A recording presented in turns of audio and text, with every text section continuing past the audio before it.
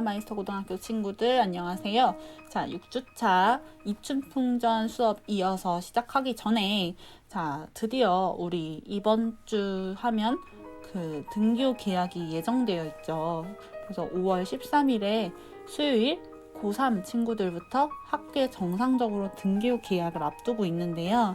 그 전에 온라인 수업을 지금 시작한 지 한 달하고도 조금 더 시간이 걸렸어요. 그렇죠. 여러분들과 함께 온라인으로 이렇게 문학 수업을 하면서 선생님이 진짜 많은 시행착오를 겪었던 걸 생각하면 좀 아찔하긴 한데, 어떻게 보면은 이 코로나19라는 어떻게 사상 초유의 사태에서도 여러분들과 함께 이렇게 수업을 같이 진행하고 여러분들도 착실하게 이제 과제와 출석을 잘 따라와 준 게 굉장히 감사하고 고맙게 느끼고 있어요. 그래서 이번 주도 이제 여러분들이 4주차랑 5주차 때 피드백 남겨줬던 내용들을 토대로 이제 그 설문조사 결과를 잠깐 보면서 이야기를 시작하려고 합니다.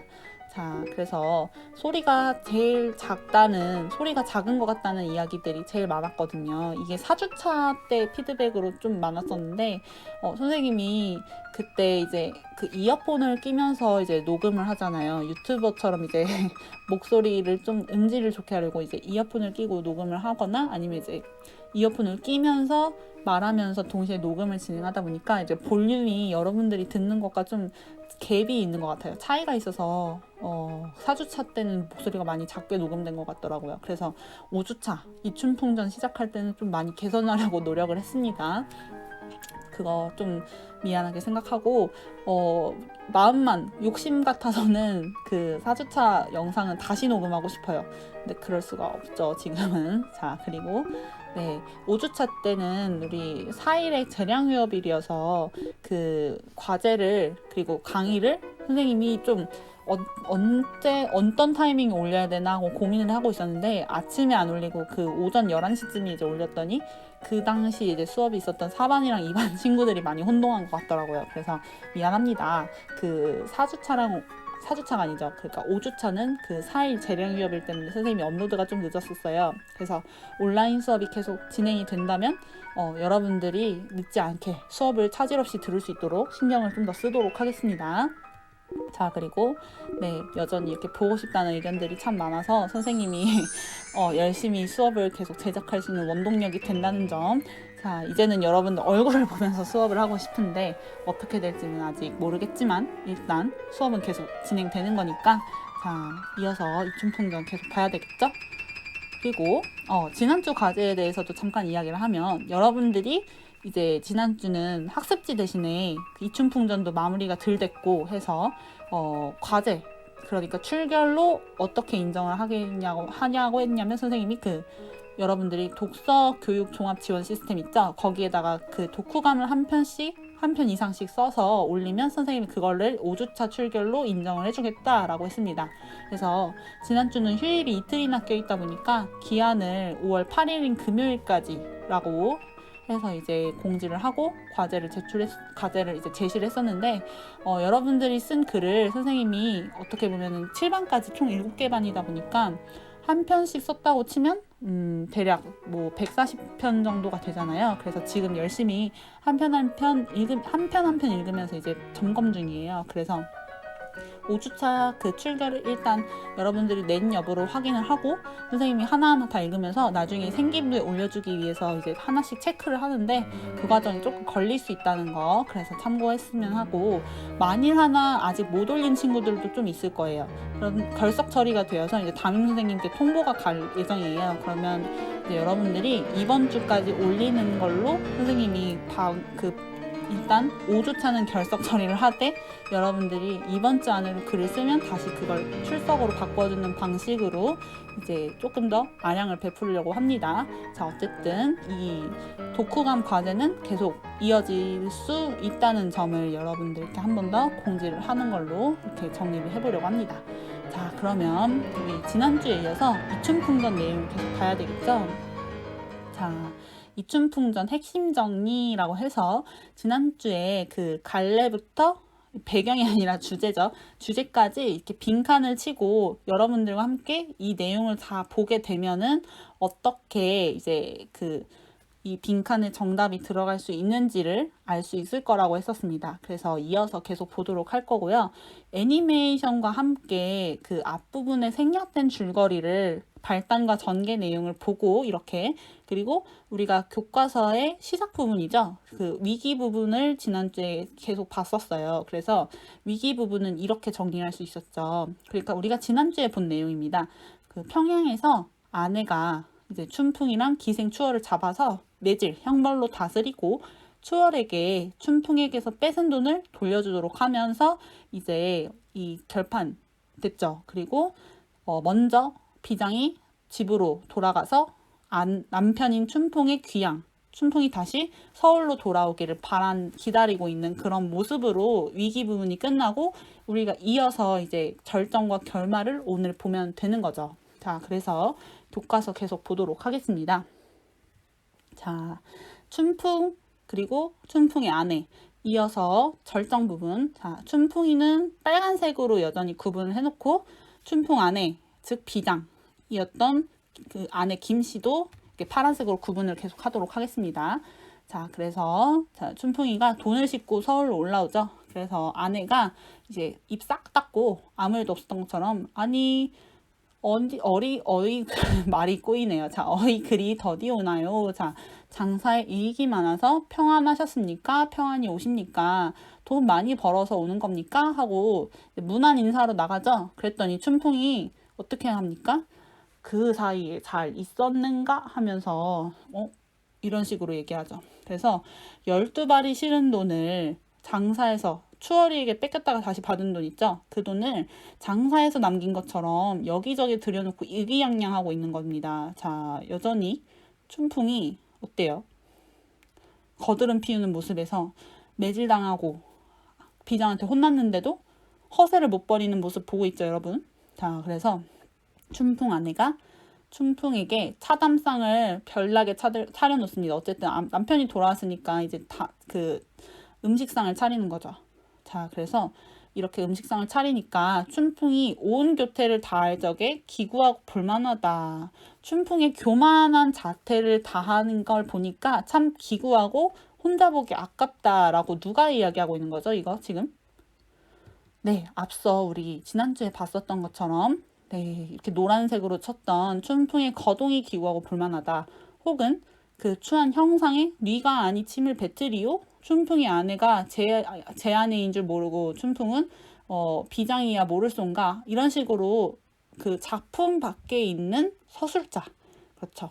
인물들이 아니라 이 인물들을 모두 알 수 있는 이 서술자가 자신의 의견을 개입해서 이야기하고 있는 거. 그렇죠. 바로 편집자적 논평이었습니다. 자, 편집자적 논평이 이 절정 부분에도 이어서 나오는 거예요.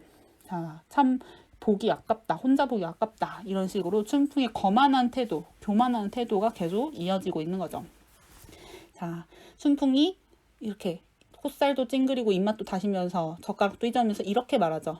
아, 생지다리도 절 구워졌고 자반도 기름이 졌고 어쩌고 저쩌고 고기도 맛이 없다. 뭐 평양으로 나 다시 돌아갈까? 하면서 아내한테 지금 음식 투정하는 거죠, 여러분.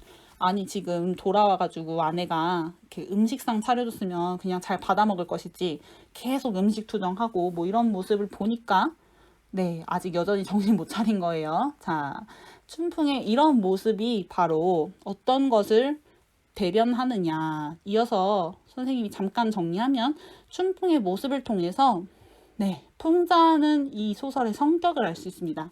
여러분들, 풍자는 어떤 인물이 보여주는 말이나 행동 이런 것들을 통해서 그 어떠한 주제를 보여주는데 그 주제가 주로 이제 부정적인 모습을 비판하거나 폭로하는 걸로 알 수 있는 거예요. 한마디로 춘풍의 모습을 통해서 이 풍자, 무능하면서도 허세를 부리는 그런 춘풍의 모습을 보고 아내에게 교만하게 구는 모습을 통해서 가부장적인 권위와 그리고 그 모순과 허위를 풍자한다. 즉, 이 조선 후기, 이 소설, 이춘풍전이 쓰여졌던 그 조선 후기 세태의 이러한 모습을 하는 게 누굴까요? 그렇죠. 이춘풍과 같은 부자, 양반들 있죠. 이런 양반들이나 부자들의 가부장적이고 이런 허세 많은 모습들을 이 이춘풍을 통해서 이 소설이 비꼬고 있는 겁니다. 그래서 이춘풍전은 풍자적인 성격이 굉장히 강해요. 이춘풍이 방탕하고 전재산 탕진하고 그런 무능한 모습을 계속 보여주면서 허세는 못 버렸잖아요. 이런 모습들을 통해서 바로 풍자적인 면이 강하다. 이춘풍의 모습을 통해서 풍자적인 성격이 강하다라고 정의를 할 수 있는 겁니다. 자, 계속 볼게요. 그래서 자, 온갖 교만한 태도를 다 하니까 춘풍의 아내가 이제 춘풍이 아직도 이 인간이 정신 못 차렸네? 하고 황혼, 저녁을 기다려서 여자 의복을 벗어놓고 다시 어떻게 합니까? 그렇죠. V장이 아니라 비장 의복을 갈아입고 다시 남장을 하고 돌아옵니다. 그랬더니 춘풍이 어떻게 돼요? 응? 하면서 이제 의아해서 방 안에서 당황하고 있죠. 그래서 자, 아내가 있을 때랑은 또 다른 모습으로 지금 굉장히 당황하면서 어쩔 줄을 몰라 하는 모습을 보니까 태도가 바뀌었어요. 자, 비장 앞에서 다시 비굴해지려고 하는 걸까요? 자, 비장이 호령합니다. 아내가 평양에서 왔던 일을 생각하라. 네 집에 왔다 한들 어찌 아직도 그렇게 거만하냐? 하고 혼내니까 춘풍이 자세히 보니 과연 평양에서 돈 받아두던 그때의 회계 비장입니다. 깜짝 놀라죠. 혼났으니까 예전에. 깜짝 놀라면서 문 밖에 뛰어내려 문안을 여쭈기 바쁩니다. 자, 그랬더니 회계 비장이 하는 말이 평양에서 맞던 매가 얼마나 아프더냐. 춘풍이 어찌 감히 아프다 하오리까 소인에게는 상입니다 하면서 여전히 쭈그란 모습 보여주고 있죠. 자, 그래서 회계 비장이 이렇게 말하죠. 평양에서 떠날 적에 너더러 분명히 이렇게 얘기했잖아. 돈 싣고 서울로 올라가면 나한테 꼭 문안 인사하랬더니 소식이 없기로 매일 기다리다가 아까 마침 난산 밑에 박승지 댁에 가서 술 먹고 대치하여 놀다가 네가 왔다는 이야기 듣고 네 집에 왔습니다. 네 집에 왔다. 그랬더니 너 흰죽이나 쏘달라 하고 죽수라고 명령하고 있죠. 자, 죽수라고 명령을 하니까 춘풍은 버릇처럼 이제 습관처럼 자기 지엄이 아내를 찾는 거죠.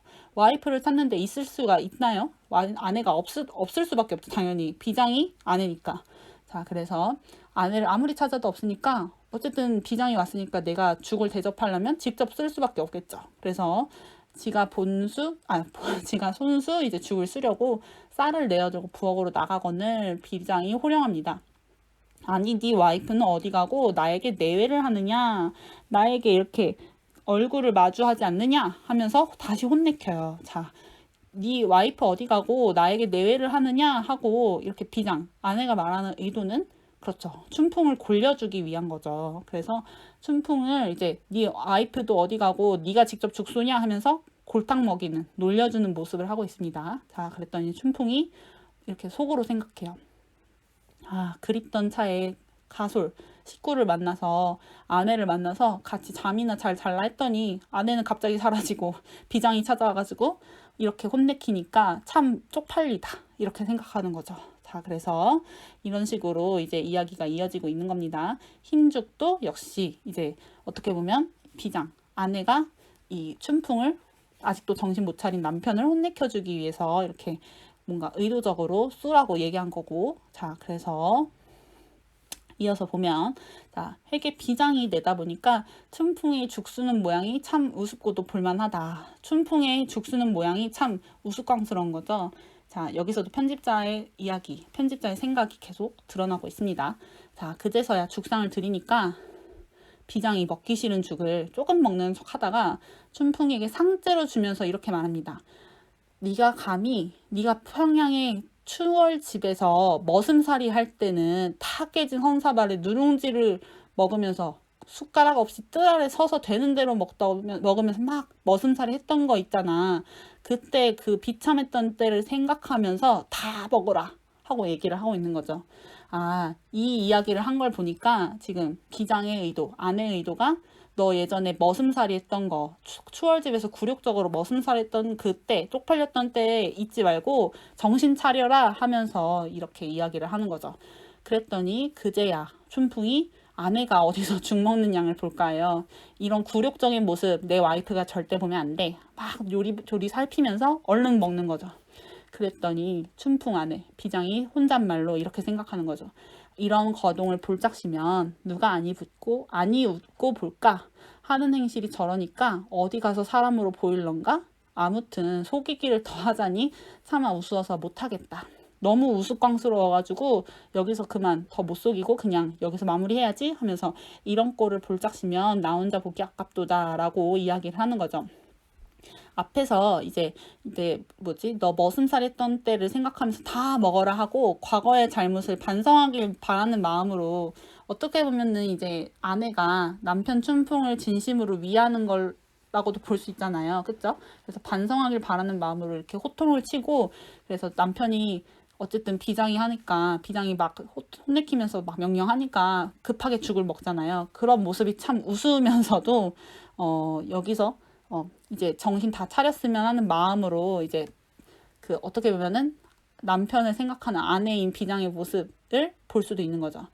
자, 뭐 원래 같으면은 이제 남편은 하늘 같고 아내는 땅 같은 그러한 지금 그 조선 당시의 보편적인 그 남녀의 뭐랄까요 부부의 그 위치가 여기서 완전 뒤집혀진 거죠. 아내가 남편을 혼내키고 남편이 아내가 볼까봐 막 얼른 죽 먹는 이런 우스꽝스러운 모습을 통해서 남녀의 이 위치가 바뀐 역전한 모습을 볼 수 있는 겁니다. 자, 그래서 우리 앞에서 그 봤던 발단 전개 위기 그 지난주에 봤던 내용에 이어서 절정 부분은 어떻게 정리할 수 있냐면 네, 이렇게 정리할 수 있을 것 같아요. 자, 춘풍이 장사해서 돈을 번 것처럼 이기양양하게 집으로 돌아와서 막 허세를 피우니까 아내가 아직도 너 정신 못 차렸구만 하고 다시 남장해서 비장의 옷으로 갈아입어서 춘풍을 불러가지고 춘풍에게 죽 써오라고 막 조롱하고 평양에서 있었던 과거 일을 다시 들춰가지고 이제 행적을 꾸짖는 거죠. 너 정신 차려. 아직도 정신 못 차린 것 같으니까 정신 차려 하면서 계속 호통치고 혼내키는 모습으로 이제 절정. 여기까지가 일단 절정으로 이야기가 정리되고 있는 겁니다. 여기까지 전개가 된 거예요. 자, 이어서 이 마지막 결말 부분을 볼 건데요. 결말 부분을 보기 전에 다음 영상에서 학습활동 문제 하나를 풀면서 다시 이어가 보도록 할게요.